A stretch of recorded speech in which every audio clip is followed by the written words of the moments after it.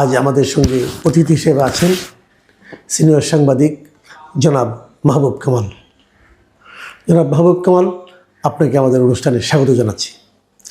জনাব মাহবুব কামাল, আপনি দেখবেন আমরা একটা অস্থির সময়ে বাস করছি। মানে এমন একটা সময় বাস করছি যে সমাজে আমরা পরস্পরকে হিংসা করছি, পরস্পরকে প্রতিরোধ করার চেষ্টা করছি, পরস্পরকে আপনার নিশ্চিহ্ন করে দেওয়ার একটা প্রবণতা আমরা দেখছি। সেটা মানুষের প্রতি মানুষ, দলের প্রতি দল, আদর্শের প্রতি আদর্শ। আমরা আরেকটা দলকে নিশ্চিহ্ন করে দিতে চাই। প্রেম ভালোবাসার বিপরীতে প্রতিহিংসা অথবা ক্রোধ অথবা আপনার অন্যকে ধ্বংস করার যে প্রবণতা, এটাও তো আছে। আপনি যে কথা বললেন যে সবচেয়ে হিংস্র লোকটাও তার সন্তানকে ভালোবাসে, তার স্ত্রীকে ভালোবাসে, তার পরিবারকে ভালোবাসে। আপনি একটা কথা আপনি কোনো ভেবেছেন, আমি কিন্তু এটা ভাবার চেষ্টা করেছি। ধরা যাক, আমি কথার কথা ধরি যে ওসমান হাদিকে যে ছেলেটা গুলি করলো, আমরা দেখলাম, যদি ওই ছেলেটাই হয়, আমি জানি না এখন পর্যন্ত পুলিশ কী পাবে, শেষ পর্যন্ত কী প্রমাণিত হবে। ওই ছেলেটা দেখলাম স্ত্রী, শ্যালক এবং তার বান্ধবীকে ধরা হয়েছে। যদি ওরাই হয়, তারও তো একটু পরিবার আছে না, হয়তো তার সন্তানও আছে। তো উনি যখন গুলি করলেন, বলা হচ্ছে সে বাইরে চলে গেছে অথবা যায় নাই, আমি জানি না, হয়তো গিয়েছে অথবা যায়নি। কিন্তু উনি কি একবার ভেবেছেন যে এই কাজটা করার পর আমার এই পরিবারের কী হবে, আমার এই পরিবারের উপর দিয়ে কী যাবে? যদি এরকম সবাই ভাবতো, সবাই যদি অন্যকে ভালোবাসার জরুরি না, যদি নিজের পরিবারটাকে ভালোবাসে, তাও তো এই ধরনের হিংসাত্মক কাজটা, এই ধরনের ধ্বংসাত্মক অথবা এই ধরনের সহিংস কাজটা করতে পারে না। এই ভালোবাসার অভাবটা কোথায় আছে? ভালোবাসার অভাবটা কেন তৈরি হয়? আচ্ছা, আপনার এই প্রশ্নের উত্তর দিই। এটা ফ্রয়েড খুব ভালো বলছেন। মানুষের মধ্যে দুইটা ইনস্টিংক্ট কাজ করে। আমি তো আগে বললাম যে র্যাশনালিটি এবং অ্যানিমিলিটি। ফ্রয়েড বলতেছেন মানুষের মধ্যে লাইফ ইনস্টিংক্ট, ডেথ ইনস্টিংক্ট দুইটা কাজ করে। লাইফ ইনস্টিংক্ট হচ্ছে মানুষ বেঁচে থাকতে চায়, আর ডেথ ইনস্টিংক্ট হচ্ছে মানুষ বেপরোয়া হয়ে মরতে চায়। আচ্ছা, ঠিক আছে, এটা ফ্রয়েডের ব্যাখ্যা। যেমন মানুষ যখন তার স্বার্থ হাসিলের জন্য বা এই কি বলে যে তার কোনো কিছু অ্যাচিভ করতে চায়, তখন সে এমনও হয়ে যেতে পারে, সে আত্মঘাতীও পর্যন্ত হয়ে যেতে পারে। আপনি দেখবেন এই যে সুইসাইড বম্বার যারা, এই যে আফগানিস্তানে আমরা যা দেখছি, পাকিস্তানে দেখছি, এটা কি আত্মঘাতী? তার মানে কি, তার মধ্যে একটা ডেথ ইনস্টিংক্ট কাজ করে। হ্যাঁ, এবং এটা পরিবেশ তাকে এই ডেথ ইনস্টিংক্টে নিয়ে যায়। মানুষ কিন্তু জন্মায় নিষ্পাপভাবে, প্রতিটি মানুষই জন্মায় নিষ্পাপে। পরিবেশ এবং পরিবেশের মধ্য থেকে যখন তার মধ্যে এক ধরনের সেলফ ইন্টারেস্ট দেখা যায়, ব্যক্তি স্বার্থ দেখা যায়, যে ব্যক্তি স্বার্থটা কখনো কখনো গোষ্ঠী স্বার্থে রূপান্তরিত হয়, তখন তার মধ্যে ডেথ ইনস্টিংক্ট জেগে উঠতে পারে। হ্যাঁ, এবং আবার একটা ব্যাপার আছে, স্পার অফ দ্য মোমেন্ট যেটাকে বলে, মুহূর্তের অনুপ্রেরণা। তখন কিন্তু তার হিতাহিত জ্ঞান থাকে না। যেমন ধরেন, আপনি কতগুলো জিনিস কিন্তু মানুষ ইনস্ট্যান্টে রিয়াক্ট করে, কখনো ভাবে না। যেমন আপনি একটা সাপ দেখলেন, আপনাকে কেউ বলবে না যে তুমি পিছনে, আপনি অটোমেটিক দৌড়ে পালাবেন। এখানে কেউ বলবে না যে আপনাকে, বা আপনার চিন্তা করার কোনো অবকাশ নাই। কিংবা ধরেন একটা রিক্সাওয়ালা আপনার সাথে মিসবিহেভ করলো, বা একটা লোক মিসবিহেভ করলো, আপনি তাকে থাপ্পড়টা মারতেছেন, ওইটা স্পার অফ দ্য মোমেন্ট। ওই মুহূর্তে আপনার কোনো সিদ্ধান্তের কোনো ব্যাপার নাই, এটা অটোমেটিক হয়ে যাবে, অটোমেটিক আপনার হাত উঠে যাবে। ঠিক আছে, আপনার না, যে করার আর কি। তো ফলে এই যে ডেথ ইনস্টিংক্ট, লাইফ ইনস্টিংক্ট, এগুলো মানুষের কাজ করে। হ্যাঁ, এবং তখন মানুষ অপরিণামদর্শী হয়ে যায়, তখন মানুষ আর ভবিষ্যৎ ভাবতে চায় না। হ্যাঁ, ওই মুহূর্তটাকে মনে হয় যে জীবনের সবচেয়ে বড় মূল্যবান সময়। তো এইভাবে হচ্ছে জিনিসগুলো। তো না, আমি একটু ভালোবাসা সম্পর্কে একটু বলে নিই। যেমন ধরেন যে শত্রুকে বন্ধু বানানোর জন্য ভালোবাসার মতো বড় উপায় কিন্তু আর নাই। This is the best way to make an enemy your friend. হ্যাঁ, এবং দেখেন, ভালোবাসলে হয় কি, প্রেম থাকলে হয় কি, এভরিবডি বিকামস পোয়েট, মানুষ কবি হয়ে যায়। এটা কিন্তু ভালোবাসার একটা উপসর্গ। কবি কি মনে মনে কবি হয়ে যায় যদি ভালোবাসায়। এবং আর কাজে একটা কথা আছে যে আপনি যদি ভালোবাসা পান এবং ভালোবাসা দেন, তাইলে একই সঙ্গে আপনি সূর্যকে দুই পাশ থেকে দেখছেন। বুঝতে পারছি? এত বিউটিফুল একটা জিনিস। না, সেক্ষেত্রে তো তাদের দুইজনকে প্রেমিক হতে হবে। হ্যাঁ, ধরেন আমি ভালোবাসতে চাই, সে আমাকে চায় না, তাহলে কি হবে? এটা তো ধরেন যে এটা আপনার ওয়ান সাইডেড হয়ে গেল না। এইখানেও কিন্তু কবিত্ব জায়গার একটা ব্যাপার আছে, সেটা বিরহের কবিতা। হ্যাঁ, একটা তো হচ্ছে রোমান্টিসিজমের কবিতা, আর একটা হচ্ছে বিরহের কবিতা। আচ্ছা, আমি কি বলে যে তাকে চাইলাম কিন্তু পাইলাম না। আবার বিরহের মধ্যে কিন্তু একটা মিলনের ব্যাপার থাকে। যেমন কবি আবুল হাসানের একটা কবিতার লাইন আছে, মানুষ যদিও বিরহকামী, মিলনই তার মৌলিক। আসলে মিলনটাই তার মৌলিক, বিরহটা সাময়িক। হ্যাঁ, সেই মিলনটা আপনি যে একেবারে দৈহিক মিলন হতে হবে তা না, এটা একটা স্পিরিচুয়াল মিলন হয়ে যায় আলটিমেটলি। আচ্ছা, আরেকটা অবস্থার কথা বলি। যেমন ধরেন, কেউ আমার প্রতি হিংসা করছে, সে আমাকে আঘাত করতে চায়, তো আমি এটাকে ভালোবাসা দিয়ে থামাতে পারবো? আপনি এইটা কেউ আপনাকে আঘাত করতে চায় না, তখন আপনাকে ভালোবাসার ফর্মটা এত উচ্চমাত্রার হতে হবে। হ্যাঁ, এটা হায়েস্ট অর্ডারে নিয়ে যেতে হবে আপনার ভালোবাসাটাকে।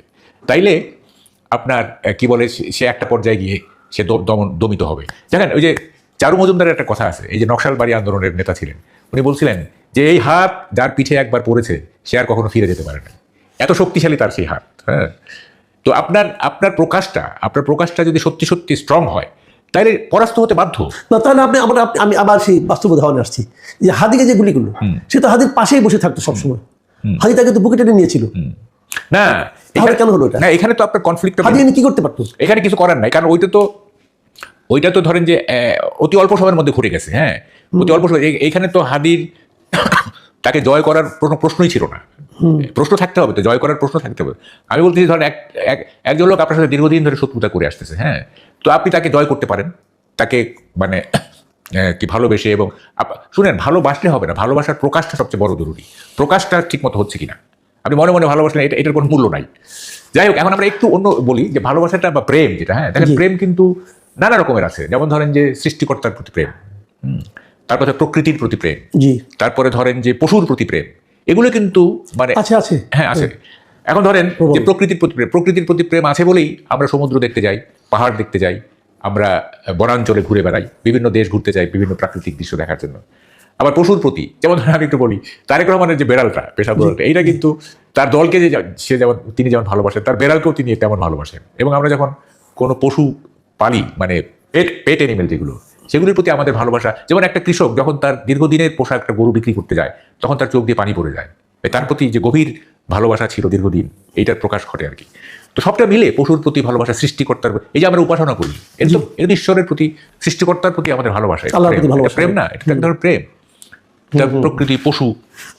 তো এখন কি বলে যে সবটা মিলায়ে মানুষ যদি প্রেমিক হইতে পারে, হ্যাঁ, মানুষের প্রতি ভালোবাসা, প্রকৃতির প্রতি ভালো, সৃষ্টিকর্তার প্রতি। মানে আপনি বলতে চাচ্ছেন যে সমাজে সংঘাত থাকবে, সমাজে বিরোধ থাকবে, সমাজে রাজনীতি থাকবে, এর মধ্যেও আমাদেরকে ভালো সবকিছুর থাকা সত্ত্বেও, সবকিছুকে মেনে নেওয়ার পরও আমাদের মধ্যে ভালোবাসাটা থাকা দরকার।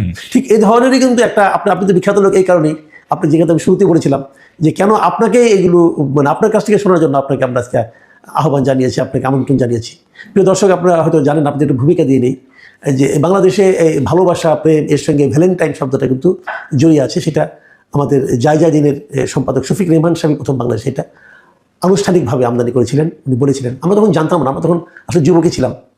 সেটা বোধহয় 90-এর দশকের শুরুর দিকে।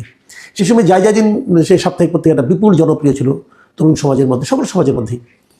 সেখানেও একবার প্রথমবারই উনি এই ভালোবাসা দিবস উপলক্ষে ভালোবাসা বিষয়ক কবিতার একটা প্রতিযোগিতা করেছিলেন উনি। আমাদের এই মাহবুব কামাল ভাই তখন ঢাকায় থাকতেন না, একদম আমাদের সীমান্তবর্তী একটা এলাকায় থাকতেন, লালমনিরহাটে পাটগ্রামে।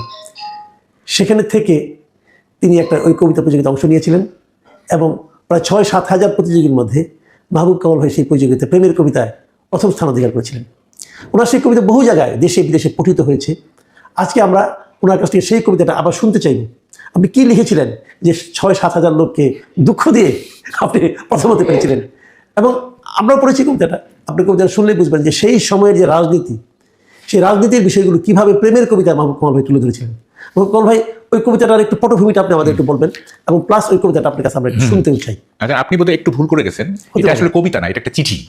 আচ্ছা, তো এটা হলো কি, ওই যেটা লেখা আহ্বান করেছিলেন ভালোবাসা বিষয়ক লেখা, এটা যে চিঠি বা কবিতা হইতে হবে না, যে যেরকম পারে, এটা প্রবন্ধ হইতে পারে, এটা ভালোবাসা বিষয়, এটা কবিতা না। এটা হলো কি, তখন আমি একটা স্কুল চালাই পাটগ্রামে। তো একদিন আমার এক ছাত্রী, আমার প্রাইভেটের ছাত্রী, তো এসে বলে যে স্যার, এই জায়দিন ভালোবাসার বিষয়ে একটা লেখা আহ্বান করেছে ওই ভ্যালেন্টাইন ডে উপলক্ষে, আপনি এটা লেখা দেন না স্যার। তাহলে তো কী বলো এইসব, তো না স্যার আপনাকে লিখতেই হবে। আচ্ছা, তাই ওকে আমি কথা দিলাম। পরে আমি চিন্তা করলাম যে আচ্ছা কী লেখা যায়। হ্যাঁ, জায়দিন তো বিপুল আকার পাঠক শ্রেণী সারা পৃথিবীতে, কী লেখা যায়। তখন আমি চিন্তা করলাম যে আচ্ছা, আমি জীবনে কী করছি সেটা একটু দেখি, তাহলে ওই অভিজ্ঞতা নির্যাস আমি তুলতে পারি। তো আমি দেখলাম যে আমি দুটা জিনিস করছি, একটা হলো আমি রাজনীতি করছি 70 দশকে, আর একটা হচ্ছে আমি প্রেম করছি এবং বন্ধুদের প্রেম দেখছি। তো পরে এই দুইটা ব্যাপারে আমার একটা মাস্টারি আছে। আচ্ছা, তো চিন্তা তাহলে এই দুইটাকে মিক্স করে কি করা যায়। আমি দেখলাম এই দুইটাকে মিক্সচার করার একটা উপায় আছে, যে একটা প্রেমের চিঠি লিখবো, সেখানে রাজনীতিটাকে আমি উপমা হিসেবে ব্যবহার করতে পারি। তখন আমার এটা এই আইডিয়াটা স্ট্রাইক করলো, তখন আমি সিদ্ধান্ত নিলাম। কোন সালে? 93 প্রথম ভ্যালেন্টাইন ডে ইন্ট্রোডিউস করলেন আর কিছু। আচ্ছা আচ্ছা আচ্ছা। তা আমি এটা লিখলাম, লিখে কীভাবে লিখছি সেটা পরে। তো এই প্রসঙ্গে একটা কথা বলি, এক বিখ্যাত লেখককে জিজ্ঞেস করা হয়েছিল যে আচ্ছা আপনি কিভাবে লিখলেন এটা। তো উনি বলছিলেন যে আমার সন্তানকে আমি আপনাদের দেখাইতে পারি, কিন্তু এই সন্তানের জন্ম প্রক্রিয়াটা তো আমি দেখাইতে পারবো না। ঠিক আছে, এটা তো আমি দেখাইতে পারবো না। Right. তো যাই হোক, তো ওইটা আমি বলছি না। তো আমি পরে লিখলাম এবং আমি লেখাটা পাঠাই দিলাম ওখান থেকে, এবং তুমি আটার সারপ্রাইজ আমি দেখলাম যে আমি ফার্স্ট হয়ে গেছি। আচ্ছা, এবং তখন আমার প্রথম রিয়াকশনটা হয়েছিল যে বাঙালি একটা প্রতিভাহীন জাতি, তাহলে আমার লেখা কেন ফার্স্ট হয়? আমি একটা রিমোট এলাকায় পড়ে আসি, আমার লেখা ফার্স্ট হয়ে গেল, এটা কোনো কথা হলো? তো এটা রিয়াকশন হয়েছিল আমার। যাই হোক, ওই কবিতাটা কি আপনি আমাদের দর্শকদের কবিতা না, এটা চিঠি, বারবার ভুল করতেছে। ওই চিঠিটা আরেকবার পড়বেন কিনা? আমার কাছে এটা কবিতার মতো মনে হয়, তো এই জন্য পরিষ্কার না, এটা পোয়েটিক একটা ব্যাপার আছে। না, শুধু নাই, আপনি এই চিঠি আকারে এটা পড়েছিলেন আমাদেরকে। এটা একটু বলে নেই, তার নিউ জেনারেশন যাতে কানেক্ট করতে পারে জি, এখানে, কারণ ওই জেনারেশনটা এই জিনিসটা কানেক্ট করতে পারবে, কারণ নিউ জেনারেশন কানেক্ট করতে পারবে। সুতরাং 2-3টা জিনিস বলে নেই। সেটা ওখানে একটা নাম আছে আমান। আমান হচ্ছে আমানুল্লাহ আমান। আচ্ছা। উনি নারায়ণগঞ্জের একটা কোর্টকে প্রভাবিত করছিলেন। আচ্ছা। ওখানে একটা নাম আছে আপনার রকিবুল হুদা। হ্যাঁ। এই রকিবুল হুদা হচ্ছে তখন ওই সময় একজন ডাকসাইটে পুলিশ অফিসার ছিলেন। পুলিশ কমিশনার ছিলেন, রাইট? আরেকটা চিটাঙ্গের ছিলেন, হ্যাঁ। চিটাঙ্গের ছিলেন। তারপরে ফ্রিডম পার্টি 2 ভাগ হয়েছিল, একটা রশিদ, একটা কর্নেল ফারুক। আচ্ছা। তারপরে 3 জোটের রূপরেখা একটা হয়েছিল। তারপরে আপনার তখন আমরা যে সাহায্য পেতাম সেটা হচ্ছে কনসোর্টিয়াম। এখন যেরকম, এখন কিন্তু কনসোর্টিয়াম নামটার ব্যবহার হয় না। তারপরে ধরেন যে গোলাম আজম ইস্যু নিয়ে অনেকদিন একটা ঝামেলা ছিল ইত্যাদি। এই সবটা, এই কতগুলি জিনিস যারা ওই জেনারেশনের তখন তারা বুঝতে পারবে। হ্যাঁ, ইতিহাস সম্পর্কে এই জেনারেশনে কিছু আগ্রহ নিশ্চয়ই আছে, আছে। তারাও তো কিঞ্চিত পড়াশোনা করেন। তো আমার ধারণা আপনারা যদি ওই সময়টার সঙ্গে মিলিয়ে এই চিঠিটা শুনেন, এবার আমি তাইলে ভালো হবে। চিঠি বলেছি, তাইলে ভালো হবে। সেই চিঠিটা শুনেন, তাহলে তো বুঝতে পারবেন যে সমস্ত সংঘাত, সমস্ত বিরোধ, সমস্ত রাজনীতির মধ্যেও কিভাবে ভালোবাসার কথা বলা যায়, সেটা হয়তো মাহবুব কামাল ভাইয়ের এই চিঠি থেকে আমরা বুঝতে পারবো। মাহবুব কামাল ভাই, হ্যাঁ, প্রেক্ষাপটটা 1993, এটার আশপাশ। জি। আমি হেডিং দিয়েছিলাম একটি আধা রাজনীতি আধা প্রেমের চিঠি। ভালোবাসা, তুমি দরজা খুলে দিলে ফারুক রশিদের মতো ভাগ হয়ে গেল দুটি কপাট। আমরা দাঁড়িয়ে জাতীয় 2 নেত্রীর শ্রেণী চরিত্রগত যত তফাৎ, ঠিক তত সামান্য তফাতে জাসদের মতো ভেঙে ভেঙে যায় আমার ভেতর। ছেড়ে দেয়া ভেজা চুলের মাতাল গন্ধে আমি কাতর হয়ে পড়ি। আপাদমস্তক নিরীক্ষণ করে দেখি অন্তর্বাসের কথা জানি না। হলুদ সালোয়ার আর গোলাপি কামিজ বাদ দিলে তোমার শরীরে বাড়তি আরেকটি পদার্থও নেই, রিয়াল প্লেইং বিউটি। অতঃপর আমি অপেক্ষা করেছি ইন্ডেমনিটির অপেক্ষার মতো। বেশ কয়েকবার গেলাম, কথাও হলো 2-1 বার, কাজের কথা হলো না। আমি জেনে গেছি কাজের কথা তুমি কখনোই শুরু করবে না। তবে কি এখন আমার অনবরত অপেক্ষার পালা? অপেক্ষা কি তুমি জানো না? সেশন জ্যামে আটকে থাকা কোনো বিশ্ববিদ্যালয় ছাত্রের দরিদ্র অভিভাবককে জিজ্ঞাসা করলে জানতে পারবে। এক কাজ করো, আমাকে শর্ত দাও। কর্নেল ফারুকের মতো স্টান্টবাজি অথবা শাহ মুয়াজ্জেমের মতো অশ্লীল কথাবার্তা দিয়ে বিখ্যাত হতে চাইনি আমি কখনো, তাই আমার বড় হয়ে ওঠা হয়নি। তাই বলে তোমার যোগ্য হয়ে উঠতে পারবো না কখনোই। আমার কি নেই বলো? আমার সীমাবদ্ধতাগুলো সম্পর্কে আমি সচেতন যথেষ্ট। তাই হাসানুল হক ইনু কিংবা খালিকুজ্জামান ভুইয়ার মতো মিথ্যা স্বপ্ন দেখি না, কাউকে দেখাই না। কিন্তু তোমার প্রয়োজনে ঘুরে দাঁড়াতে পারি শত সহস্রবার। বাজার অর্থনীতি গ্রহণ করবো একবার। কনসোর্টিয়ামের কাছে করুণা ভিক্ষার মতো আমি তোমার করুণা চাই না। তোমার মুক্ত চিন্তা ও স্বনিয়ন্ত্রিত বিচার বুদ্ধির প্রতিও রয়েছে আমার সীমাহীন শ্রদ্ধা। তাই আমানের মতো হস্তক্ষেপ করতে চাই না। তোমার সিদ্ধান্ত তুমি নেবে। আমি শুধু আমাকে জানাতে চাই। জানি না ব্র্যাকেটবন্দি পার্টিগুলির কর্মসূচির মতো আমাকে তুমি জানতে চাও কিনা আদৌ। তোমাকে নিয়ে এক যৌথ যাত্রার স্বপ্ন দেখি আমি। ডক্টর কামাল হোসেনের মতো মহৎ অথচ গন্তব্যহীন নয় যাত্রা। যেখানে পৌঁছাবো দারিদ্র থাকবে হয়তো কিছু মাত্রায়, নিরঙ্কুশ গণতন্ত্র কে দিতে পারে বলো? কিন্তু পরস্পরের অপার রহস্য উন্মোচনের এক তীব্র খেলা থাকবে। সিরাজুল আলম খানের চেয়েও রহস্যময়ী নারী তুমি আর আমি। মানব মস্তিষ্কের রহস্য নিয়ে খেলতে ভালোবাসি, খুব ভালোবাসি। সন্ত্রাসী যেমন ভালোবাসে এলোমেলো কথা, এরশাদ যেমন ভালোবাসে নারী, খালেক ভালোবাসে দলবদল। একটি একটি করে তোমার রহস্য উন্মোচন করব, আর তুমি আমাকে আরও বেশি ভালোবাসায় গ্রহণ করবে। আমরা এগিয়ে যাব আরও কোনো দুরাশ্রিত জগতে, যেমন একটি একটি করে হরতাল সফল করে হাসিনা এগিয়ে যেতে চায় মধ্যবর্তী নির্বাচনের দিকে। আমি এক বড় দুর্ভাগা যুবক, খালেদ মোশাররফের মতো। কাউকে আমি বোঝাতে পারিনি নিজেকে, তাই আমার সামাজিক ভাবমূর্তিটি খুব বেশি ভালো নয়। বাজার চলতি হয়ে যাওয়া কথাগুলোর কিছু কিছু তোমার কানেও পড়েছে সম্ভবত। তুমি কি বিশ্বাস করেছো সব? সর্বাংশে দোষ ত্রুটিমুক্ত এমন উচ্চকণ্ঠ দাবি আমি করি না। অন্যায় হয়তো করেছি 2-1টি, কিন্তু সে কেমন অন্যায়? এমনকি শাহাবুদ্দিনও প্রকাশ্য ভোটের অর্ডিন্যান্সে স্বাক্ষর করেননি। তাই বলে তার ব্যক্তিত্ব খাটো হয়ে গেছে? তার বড় বাপের কাজগুলো ফেলে দিতে হবে? সত্যি কথা বলতে কি, বড় ধরনের অন্যায় আমার সাজে না। যাদের সাজে তারা করে, রকিবুল হুদারা পারে। অন্যায় করার শক্তি আছে, আবার বিপদে পড়লে বাঁচাবার ঢালও আছে। দীর্ঘ হয়ে যাচ্ছে চিঠি। মাঝারি নেতার একঘেয়ে বক্তৃতার মতো বিরক্তিকর মনে হচ্ছে নিশ্চয়ই। আমি বেশ বুঝতে পারি, নির্বাচিত হলেই যেমন গণতন্ত্রী হওয়া যায় না, চালের দাম কম হলেই যেমন অর্থনীতি ভালো হয়ে গেছে বলা যায় না, যথাযথ প্রয়োগ না করে শুধু আইনটির জোরে যেমন সন্ত্রাস নির্মূল করা গেল না, যেমন যায় না পারা ইচ্ছে করলেই আন্দোলন রচনা, ঠিক তেমনি এই চিঠি তোমার হাতে পৌঁছা মানেই আমার স্বপ্ন সার্থক হয়ে যাওয়া নয়। তবু বিরক্ত করছি চাঁদাবাজের মতো। দীর্ঘ হয়ে যাচ্ছে বুভুক্ষ শব্দের মিছিল। কি করি বলো? কথা যে আমার শেষ হতে চায় না। রাজনৈতিক অস্থিরতা যেমন শেষ হবে না কখনো। আমার মনের পর্দায় কেবল তোমারই ছবি, বিটিভিতে যেমন দেখা যায় প্রধানমন্ত্রীর ছবি। মনের স্বায়ত্ত শাসনের কথা ভেবেছি কখনো কখনো, দেয়া হয়ে ওঠেনি, পাছে অন্য কোনো ছবি চলে আসে। সংসদে ফ্লোর নেয়ার কারাকারির মতো এতক্ষণ শুধু আমার কথাই বললাম। আসলে তোমাকে আবার জানার দরকার নেই। বাজেট বক্তৃতা না শুনেই যেমন অনেকে বলে দেয় এ বাজেট গণবিরোধী কি গণমুখী, তোমাকে সম্পূর্ণ না জেনেই আমি তখন বলে দিতে পারি তুমি অনন্য সাধারণ এক মেয়ে। তোমাকে যে একদমই জানিনি এমন নয়, কিছু কথাবার্তা তো হলো। যে বিষয়টি ভালো লেগেছে তা তোমার সারল্য, অকপটে স্বীকার করো তুমি তোমার দোষ। অথচ দেখো, চতুর্থ সংশোধনীর মতো গুরুতর অন্যায়ও অনেকে স্বীকার করতে চায় না, যেন স্বীকার করলেই গর্ব করার মতো তার অবশিষ্ট কিছু থাকবে না। আমার সব কথা শেষ, আলাদা করে বোঝাবার আর কিছুই নেই। সমাজতন্ত্র চাই বললেই যেমন বলা হয়ে যায়, ধর্মনিরপেক্ষতাও চাই, আলাদা করে বলতে হয় না। অথচ অনেকের কর্মসূচিতে এভাবেই ছিল, তেমন এই চিঠিতেই বাদ বাকি সব বুঝে নিও। তুমি শুধু ঝুলিয়ে রেখো না আমায় গোলামাজু ইস্যুর মতো, ক্ষতি হয়ে যাবে আমার। রূপরেখার প্রতিমা তুমি কি ভেঙে যাবে, নাকি আরও সুন্দর করে সাজাতে দেবে আমায়?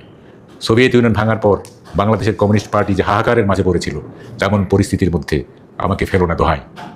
প্রেমিক। জি, আমি আসলে একটু মুগ্ধ হয়ে শুনলাম। প্রিয় দর্শক, আমি ওই সময়ের ছেলে। 93 সালে আমি পূর্ণ যুবক, এবং ওই সময় কী হয়েছে আমি এটা জানি, আমি মিলিয়ে নিচ্ছিলাম। এই কবিতাটা যদি মাহবুব কামাল ভাই এখন লিখতেন, তাহলে হয়তো আরও অনেক নতুন নতুন উপমা এখানে যুক্ত হতো। কিন্তু মূল যে ভাবটা, মূল যে মানুষের, রাজনীতিবিদের তাদের যে চারিত্রিক বৈশিষ্ট্যটা, সেটা কিন্তু একই রয়ে গেছে। তখন চতুর্থ সংশোধনী ছিল, তারপর সংশোধনী আরও বেড়েছে, এবং প্রতিটা কিন্তু একইভাবে বেড়েছে। এগুলো চলছে আমাদের সমাজে। আপনারাও আপনাদের কথা ভাবুন, এই সময়ের কথা ভাবুন। এবং এই সময় যদি আপনাকে একটা ভালোবাসার চিঠি লিখতে বলা হয়, কবিতা লিখতে বলা হয়, প্রবন্ধ লিখতে বলা হয়, অবধারিতভাবে সেখানে কিন্তু এই জটিলতাগুলো চলে আসবে অনুষঙ্গ হিসেবে। মাহবুব কামাল ভাই, আপনাকে অনেক ধন্যবাদ। আমি আপনাকে আর নতুন করে কী বলবো, এই কবিতাটার আমরাও মুগ্ধ পাঠক, আমরাও মুগ্ধ শ্রোতা। কবিতাটা এই চিঠির আমাদের দর্শকরাও নিশ্চিত তাদের মনে এই চিঠিটা থাকবে। প্রিয় দর্শক, আপনারা ভালো থাকবেন। আমরা মাহবুব কামাল ভাইয়ের সঙ্গে আবারও মিলিত হব, আবার নতুন কোনো নতুন ধরনের বিষয় নিয়ে। আমরা তো